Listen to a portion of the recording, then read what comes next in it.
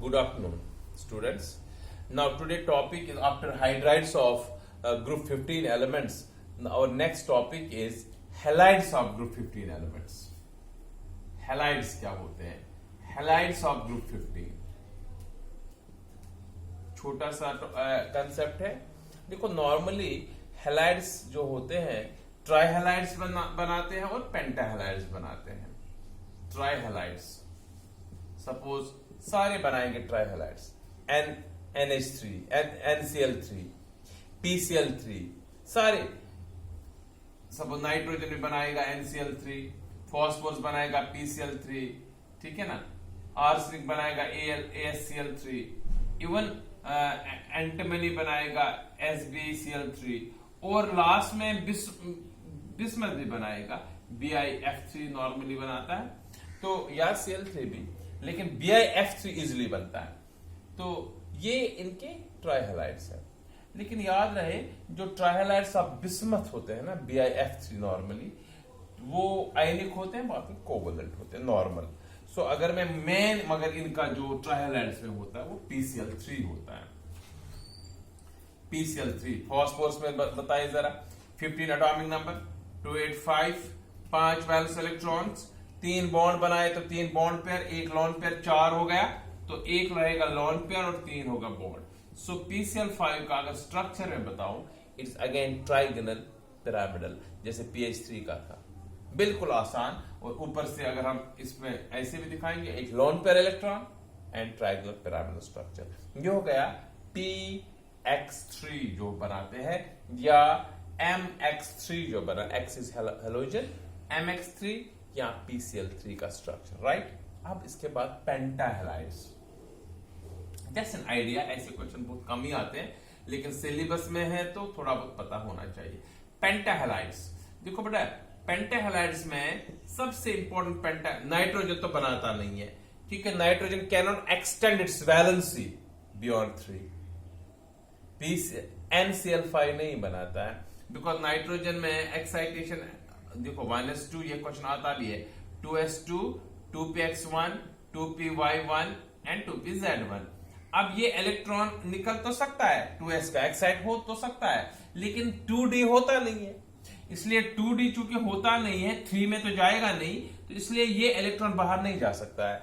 अगर ये इलेक्ट्रॉन बाहर जाता, जैसे फॉस्फोरस में, फॉस्फोरस की कंफिगरेशन अगर मैं आउटर लिखूं, it is 3s2, 3px1, 3py1 and 3pz1. इसमें तो 3d होता है खाली, तो यहां से एक इलेक्ट्रॉन निकल के 3d में चला जाएगा. So phosphorus can extend its valency beyond 3.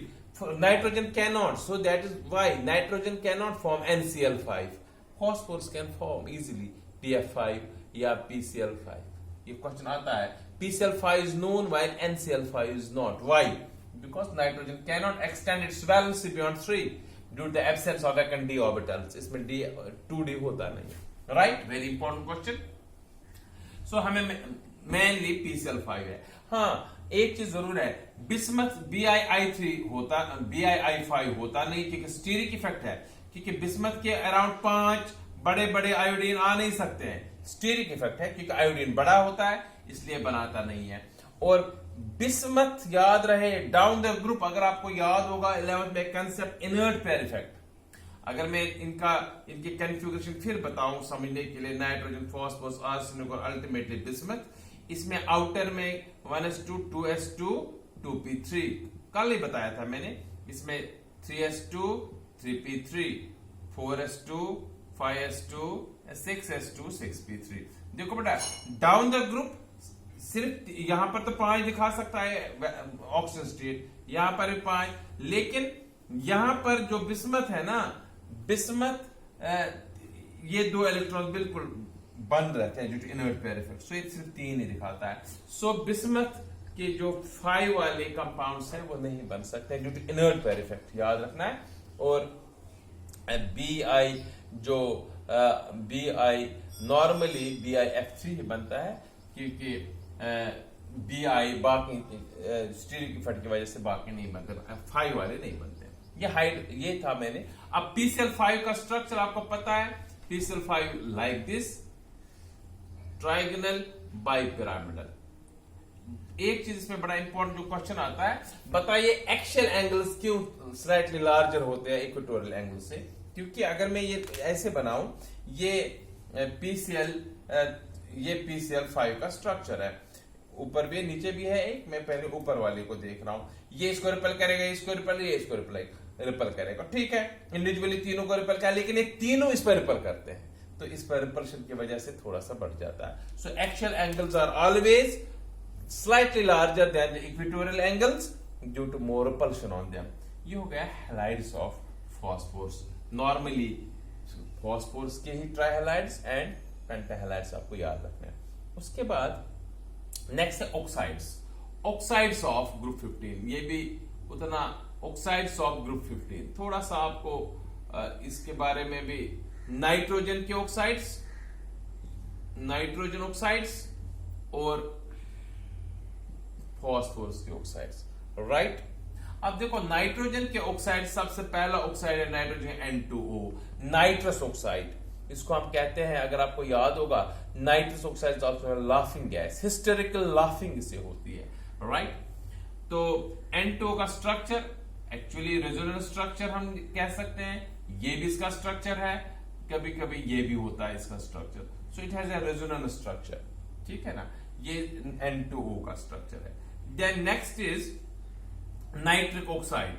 Nitric oxide ऐसे होता है, सिंपल NO एंड NO, मतलब जैसे ये NO डाइमर में नॉर्मली होता है, ये NO, इसका ऑक्सीजन इसके साथ होता है, ये डाइमर के है, तो बिल्कुल NO structure, normal double bond भी ट्रिपल बॉन्ड भी, तो ये इस फॉर्म में होता है नाइट्रिक ऑक्साइड का स्ट्रक्चर। वैसे इसके बॉन्ड लेंथ 115 पिकोमीटर होती है NO में। Again N double bond N भी लिख सकते हैं और N सिंगल बॉन्ड N भी लिख सकते हैं। नॉर्मल स्ट्रक्चर्स याद रखने हैं। फिर उसके बाद है N2O3, N2O3 स्ट्रक्चर, N2O3 का स्ट्रक्चर। इसके बाद देखो N double bond O, N single bond O, N और डबल बॉन्ड O, आप इधर से दिखा सकते हो, no problem. N2O3 structure, right, ये होगा फिर N2O4 का स्ट्रक्चर, N2O4 का स्ट्रक्चर बिल्कुल सेम ऐसे ही, N double bond O, single bond N, single bond O, double bond O, it is N2O4 का स्ट्रक्चर, ठीक है ना। एंड देन लास्ट में N2O5 का स्ट्रक्चर। सिंपली स्ट्रक्चर्स आप कम से कम याद रख लो, अगर एंगल वैंगल नहीं भी याद रहेंगे no problem. N double bond O, single bond O, N single bond O and double bond O, ये है N2O5 का structure. These were oxides of nitrogen. ये तो बहुत कम ही आते हैं, लेकिन ऑक्साइड्स ऑफ फॉस्फोरस ऑक्साइड का स्ट्रक्चर आ सकता है। देखो फॉस्फोरस को अगर हम ऑक्सीजन में हीट करें, येलो फॉस्फोरस को, व्हाइट फॉस्फोरस को, लिमिटेड अगर ऑक्सीजन है तो P2O3 बनता है, फॉस्फोरस ट्राइऑक्साइड। अगर एक्सेस ऑक्सीजन है तो P2O3, बेसिकली P2O3 ये डाइमर इमीडिएटली बनाता है P4। एक्चुअल क्या होता है ये याद रखना है, phosphorus exist as P4 molecule, तो यहाँ 3, यहाँ 5, यहाँ बनेगा P4 और 10। सो दो ऑक्साइड्स होते हैं, एक होता है टेट्राफॉस्फोरस हेक्सॉक्साइड O6 और दूसरा होता है टेट्राफॉस्फोरस डेकाऑक्साइड और dimer of phosphorus trioxide, dimer of phosphorus pentoxide. अब इन दोनों का स्ट्रक्चर पता होना चाहिए। देखो बेटा स्ट्रक्चर फॉस्फोरस P4O3 का, P4O6 का पहले बताता हूं। सिंपल 4 P लिखने हैं, 4 corners of a regular tetrahedral में ऐसे, और हर 2 P के बीच में एक O दिखाना है। इन दो के बीच में O दिखाया, आप स्ट्रेट भी दिखा सकते हो, थोड़ा एंगुलर भी दिखा सकते हो, कोई फर्क नहीं। लाइक दिस, हर P के बीच में, इन 2 P के बीच में भी एक O और इन 2 P के बीच में भी एक O, और यहां पर एक लॉन्ग पेयर इलेक्ट्रॉन दिखाना है। अगर हम टोटल में देखें P4 है और O6 है। ऐसे ही हमें नेक्स्ट स्ट्रक्चर है P4O10 का, बिल्कुल सेम स्ट्रक्चर बनाना है, यही फिर मैं बना P1, P2, P3, P4, बिल्कुल इनके बीच में O, इनके बीच में O, इनके बीच में O और इनके बीच में O, सिंपल तरीका। इसके बाद इनके बीच में भी O और इनके बीच में भी O, राइट। और यहां से भी डबल बॉन्ड O जहां लोन पेयर था P, this is structure of phosphorus oxides. तो 3 चीजें बताई मैंने, हैलाइड्स ऑफ ग्रुप 15, जिसमें नॉर्मली PCl3 एंड PCl5, उसमें एक क्वेश्चन आया था NCl5 क्यों नहीं बनता है, क्योंकि it can extend its valency. फिर इसमें एक क्वेश्चन आया था BiI5 क्यों नहीं, steric effect and also inert pair effect. और फिर मैंने बता दिया इसके बाद oxides of nitrogen and oxides of phosphorus. Thank you, God bless you.